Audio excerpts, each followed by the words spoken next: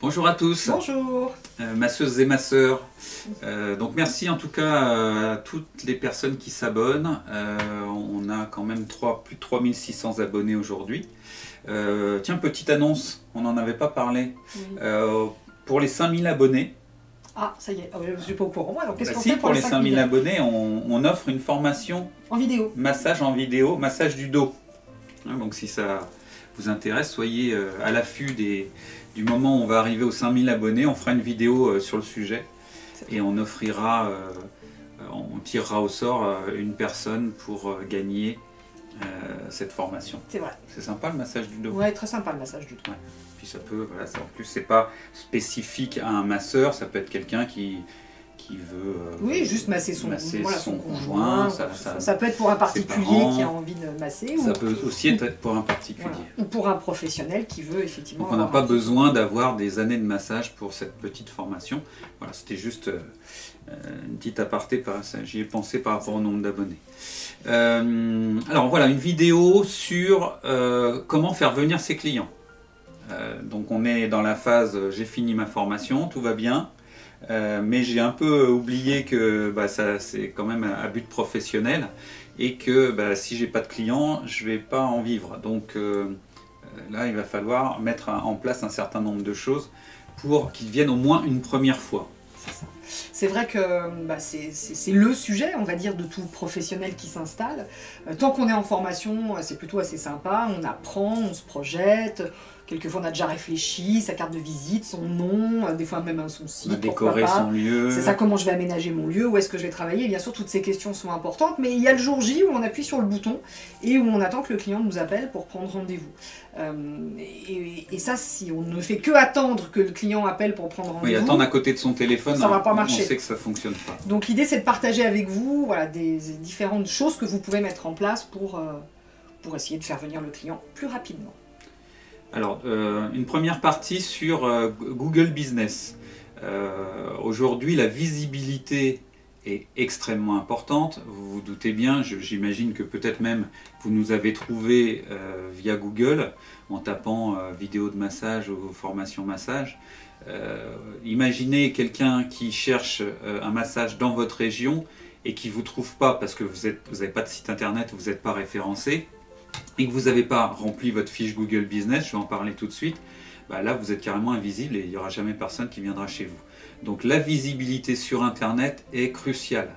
On ne le dira jamais assez, on fera peut-être des vidéos un peu plus concrètes sur comment, par exemple, créer sa page Google, faire son Google Business, par exemple, pourquoi pas, si c'est un peu compliqué pour vous. On comprend qu'Internet, pour certains, ça soit un peu nébuleux, un peu compliqué.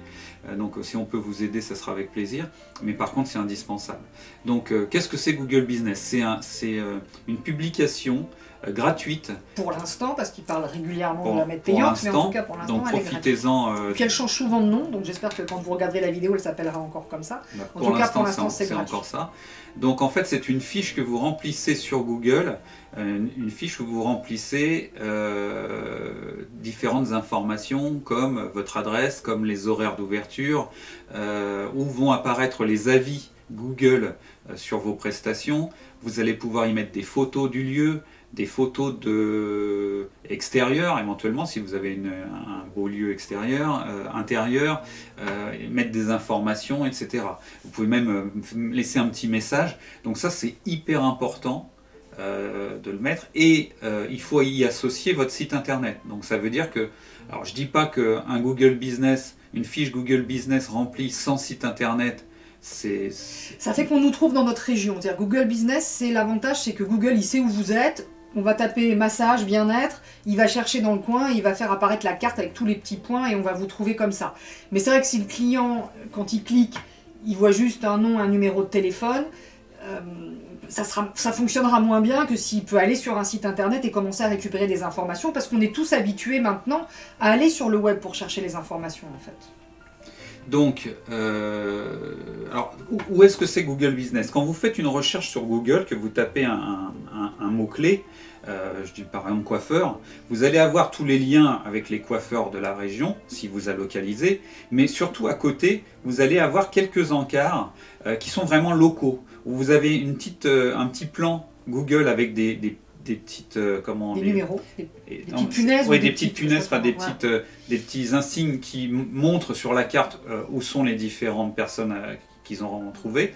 Et vous allez avoir différents noms, et c'est ça Google Business, c'est-à-dire que c'est là que vous allez apparaître si vous avez rempli votre fiche Google Business, parce que là il vous a repéré, il sait que vous êtes à tel endroit, vous apparaissez, on clique sur la petite punaise et il va ouvrir une fiche où là on pourra aller vers votre site internet. Donc c'est très intéressant d'avoir rempli cette fiche là. Ensuite le site internet. Donc le site internet, là il y a un problème de référencement, enfin problème.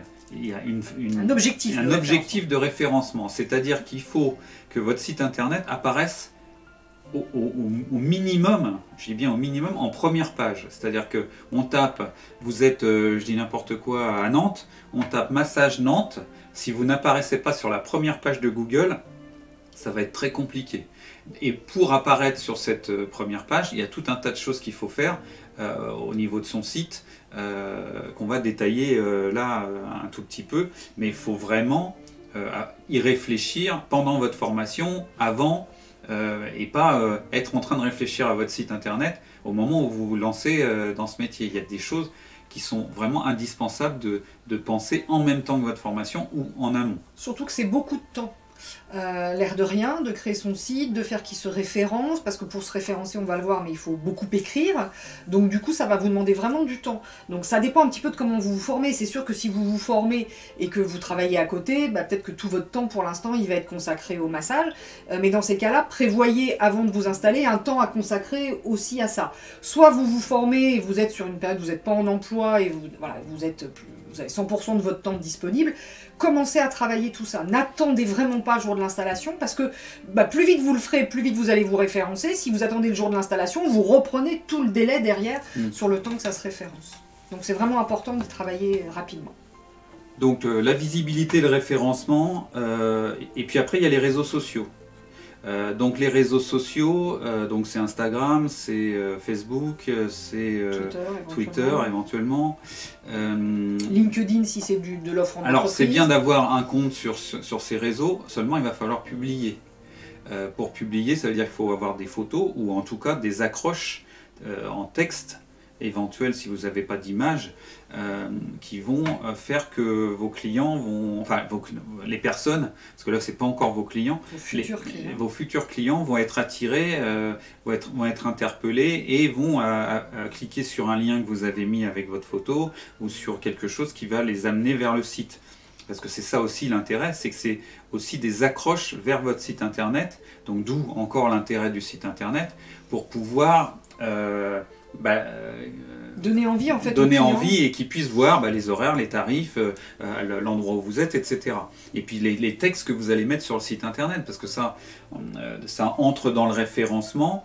Plus vous faites apparaître le mot massage et le mot Nantes, en reprenant mon exemple, plus Google vous trouvera en massage Nantes quand ça sera tapé en mots-clés. Et surtout, petite précision, parce que souvent il y a beaucoup de gens qui ont tendance à faire ça. Je sais que nous, notre site, il a été copié un certain nombre de fois, incalculable par rapport à la présentation des massages, etc. Si vous copiez ce que font les autres, Google va par défaut afficher la page de ce que vous avez copié parce qu'elle a été référencée avant vous.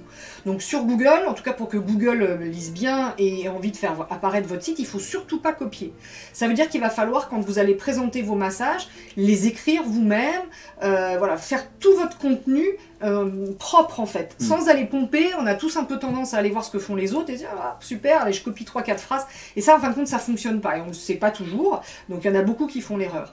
Donc ça veut dire que trouver le temps de se poser, d'écrire avec les mots qui vont bien, trouver les belles photos, etc., ça aussi c'est du temps à prévoir et à anticiper. Surtout que le site internet, il n'y a pas besoin d'avoir 15 000 pages. Aujourd'hui, sur notre métier, un site vitrine avec 3-4 pages, ça suffit. Il est assez conseillé, alors je ne sais pas si c'est encore le cas, parce que ça change tout le temps, la com, le référencement sur Internet, mais il était conseillé d'avoir, parce que beaucoup, nous, c'est ce qu'on a constaté, on a je crois plus de 60% de gens qui regardent notre site sur téléphone. D'accord ? Donc ça veut dire qu'ils scrollent avec le pouce, scroller, c'est-à-dire qu'ils font descendre la page avec le pouce, et ça reste la même page. C'est-à-dire qu'il n'y a tous pas les sites sont forcément... faits comme ça. Et maintenant, en fait, sur la même page, mais allongée, vous avez les différentes infos, tarifs, lieux, les massages que vous proposez.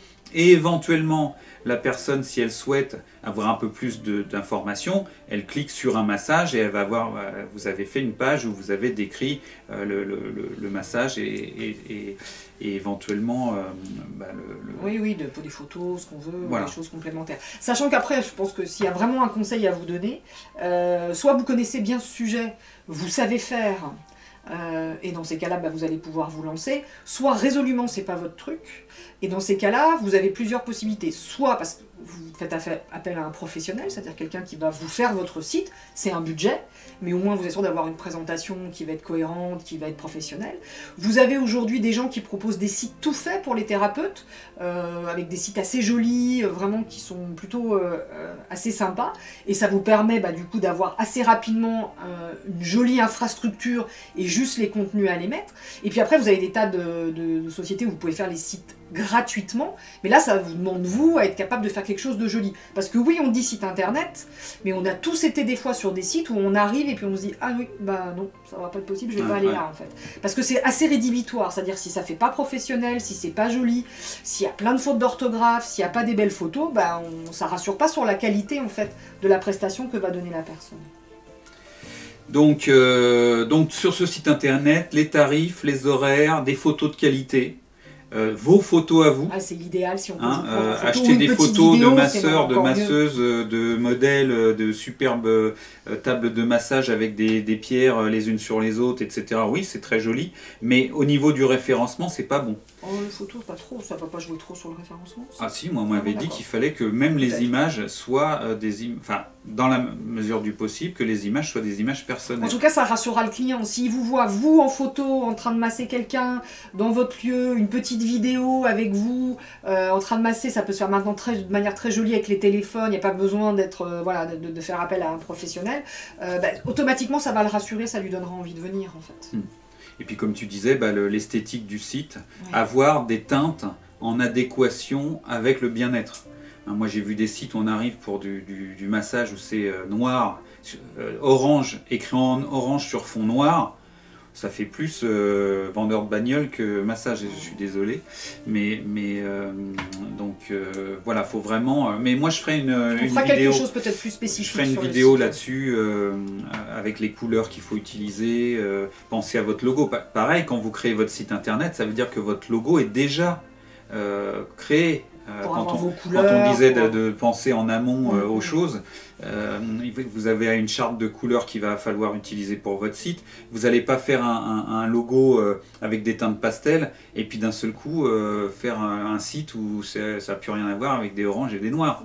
Donc, que ce soit cohérent. Il faut que vous ayez une réflexion là-dessus, une cohérence là-dessus, parce que sinon les clients ils vont pas s'y retrouver. Ils vont voir un logo qui est sympa par exemple sur Google Business, ils vont cliquer sur le lien qui amène sur votre site, ils vous arrivent sur un site qui n'a rien à voir. Donc il y a vraiment tout ça, bien réfléchir dans le temps et le plus tôt possible. Cette cohérence qu'il faudra d'ailleurs retrouver sur les réseaux sociaux, c'est-à-dire qu'à partir du moment où vous avez fait un site avec des couleurs, avec une communication, si on arrive sur les réseaux sociaux et que vous publiez des choses qui n'ont absolument rien à voir, ça va surprendre en fait un peu.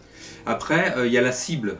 Il faut bien déterminer qui vous voulez avoir comme client. C'est le plus important. Donc la communication sur les réseaux comme sur le site, elle va être en fonction. Si vous, par exemple, pour les gamers, par exemple sur YouTube, les gens qui présentent des jeux vidéo, voilà, c'est un peu foufou, on peut avoir des t-shirts bariolés, c'est assez libre, même au niveau de la communication verbale ou écrite, c'est quelque chose de très jeune, de très cool, etc.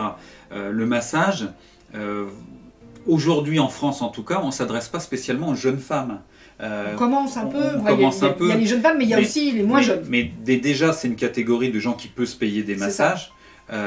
Et donc des personnes un peu aisées, on va dire, même s'il y a des gens qui n'ont pas trop de sous, qui aiment bien se payer des massages, mais c'est pas aujourd'hui. C'est pas une dépense indispensable. C'est pas une dépense indispensable, donc si on est un peu juste à la fin du mois, c'est pas vraiment un massage qu'on va se payer, malheureusement. On peut faire l'effort, mais c'est pas évident. Donc il faut avoir bien compris quel type de clientèle va venir chez vous, en fonction aussi du quartier dans lequel vous êtes installé, pour cibler Si vous visez la femme de 45-50 ans qui a un peu d'argent et qui vient se faire masser, si vous communiquez genre pour les jeunes, je ne ferai pas d'exemple parce qu'il y a des choses un peu genre des cœurs et puis des trucs comme ça, le dog face comme on dit, ça va pas le faire. Ouais, ça c'est un truc, je pense qu'il faut... on a tous un peu le défaut, et quand on masse, et quand on veut communiquer, d'aller sur les choses qui nous parlent à nous. Et non pas de s'adapter en fait à la cible. Ça, c'est un défaut qu'on retrouve d'une manière générale. Quand on masse, il y a des gestes qu'on aime, il y a des gestes qu'on aime faire, on va avoir tendance à les refaire tout le temps, mais on les aime nous en fait. Alors que le principe, c'est d'essayer d'aller plutôt sur le besoin qu'a notre massé sur la table. Ben, en communication, c'est pareil. Pascal, il l'a bien illustré. Vous voyez, nous, on a plus de 50 ans, donc quand on discute avec des gens de notre génération, les communications Instagram aujourd'hui, où on pose des questions, on dit « mais vous n'avez pas ça, bah tiens, faites ci, faites ça, etc. » Bah alors c'est général, hein, toute notre génération trouve ça ridicule en fait. Ça nous fait sourire, mais vraiment. Alors après, je peux comprendre que ça corresponde à une cible peut-être de trentenaire. Certainement que ça correspond à un certain âge, mais en tout cas, nous, franchement, on n'a toujours pas compris. Et c'est le principe des générations, hein, où il y a un moment, il y a un truc qui arrive sur des plus jeunes et où on se dit, mais quel est l'intérêt de ce truc-là? Donc ça veut dire que moi, je prends un exemple, si je cherche une masseuse et que je regarde sur Instagram, mais toutes des masseuses qui vont aller sur des petites choses comme ça, je vais passer en fait. Ça m'intéresse pas. Moi, je vais aller chercher le sérieux, le lieu qui a l'air assez sympa, la personne qui a l'air de savoir masser, voir des commentaires un peu sympas de clients, parce que ça, on y reviendra, mais ça, c'est super important. Donc, faites attention à votre cible. Soit vous voulez attirer effectivement des jeunes femmes de 30 ans qui se font masser, bah, allez sur cette communication-là. Si vous vous rendez compte que là, bah, ça remplit pas du coup votre calendrier parce que c'est pas la cible principale, mais que vous voulez aller sur du 50, 60 ans, voire 70 ans, qui sont des cibles, voilà, qui ont un peu de sous, des gens qui ont plus avancé dans la vie, qui vont faire plus attention à leur bien-être, qu'on a aussi peut-être plus besoin physiquement ou plein de choses, bah attention à bien adapter votre communication à ça en fait. Une info qui peut vous intéresser, par exemple sur notre site internet, on a des stats qui apparaissent. Oui, et vous les aurez sur le vôtre si vous avez un site. On sait que les gens qui viennent voir les informations qu'on vous donne chaque semaine, c'est entre 35 et 55 ans. Il n'y a pas en dessous. C'est très faible. Je pense que les jeunes qui sont venus en voir en dessous, c'est peut-être juste par curiosité, ou peut-être qu'effectivement, il y a quand même des jeunes qui veulent se lancer des massages, on en a eu en formation. Donc voilà, mais c'est ça, vous voyez, c'est le genre d'information qui peut vous aider à se dire, ben, attention, mon site, c'est pas un site pour les jeunes où il va y avoir des bonhommes qui sautent partout ou des photos un peu rigolotes. Non, là, on a besoin d'afficher un sérieux. En plus, on parle quand même de nudité. Hein. La personne, elle va venir chez vous, elle va se déshabiller, elle va être en sous-vêtements jetables pour se faire masser, etc. Donc là, on a besoin en tout cas, si vous ciblez cette tranche d'âge-là, vous avez besoin quand même de montrer un sérieux et de rassurer une cliente éventuelle. Voilà. Après, bien sûr qu'il y a aussi des modes en termes de communication sur les réseaux sociaux, donc on va essayer de caler aussi un peu à ce qui se fait, mais il faut vraiment trouver le juste milieu avec ça, que ce soit sur son site, que ce soit sur les réseaux sociaux. Attention, c'est chronophage. C'est quelque chose d'assez incroyable, hein, si on veut publier régulièrement sur Instagram, si on veut vraiment faire venir le client. Donc ça ne veut pas dire qu'il ne faut pas le faire, ça veut dire que ça s'anticipe, ça se prévoit, il y a des outils pour programmer et pour organiser les choses. Et vous avez des outils où vous programmez vos publications, mais ils ne les publient qu'à des dates définies par vous. Comme ça, vous pouvez, par exemple, une journée, vous avez le temps de faire pas mal de publications. Admettons, vous êtes parti sur une publication semaine, vous les pré-programmez et après vous en occupez plus. Vous savez qu'automatiquement, chaque semaine, ça va se lancer sur le réseau. Donc ça permet, par exemple, de le travailler plutôt sur des périodes plus creuses, de vacances scolaires ou de choses comme ça, pour quand on a un petit peu moins d'activité. Vous avez aussi la possibilité de faire des communications payantes sur ces réseaux, que ce soit sur Facebook, sur Instagram. Je sais qu'on a des élèves qui font sur Instagram et qui en sont plutôt contents et qui disent qu'ils ont du bon retour. Donc tout s'adapte. Et puis Twitter, non, pas trop. Hein. Twitter, on est moins sur l'activité massage en Ouais, fait, c'est ouais. de l'actualité, Twitter un peu, c'est des choses un peu... sachant que, après, ce qui est important de toute façon, c'est de suivre tout ce que vous faites, parce que c'est souvent le défaut qu'on a aussi, c'est-à-dire qu'on va publier sur les réseaux régulièrement, etc.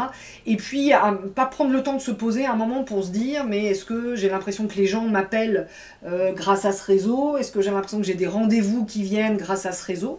Ce qui veut donc dire, mais on y viendra certainement dans la vidéo suivante, où on continuera à parler justement de comment faire venir le client. Là, on était plutôt sur la partie réseau, site web, etc. Qu'un client qui vous appelle, faut lui demander comment il vous a trouvé.